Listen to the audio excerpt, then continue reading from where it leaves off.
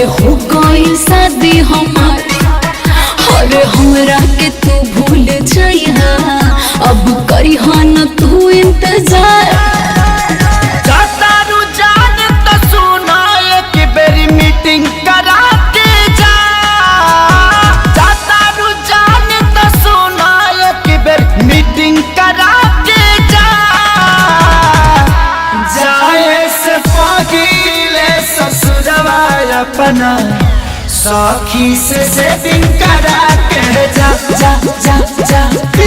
जाए से पहिले ससुरवा अपना सखी से सेटिंग करा के जा जा जा जा।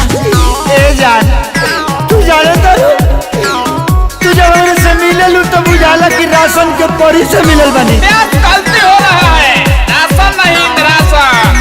डिप्रेशन है, डिप्रेशन सिचुएशन।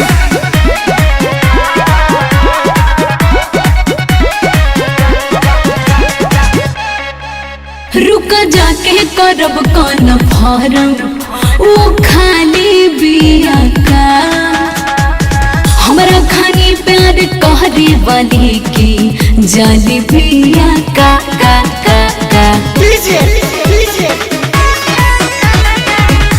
पुछली हा तोहरे खाली मिल रोज आईनू, गोदी में बैठ के लभक चटा नीचा चाहनू।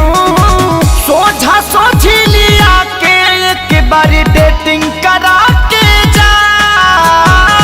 सोझा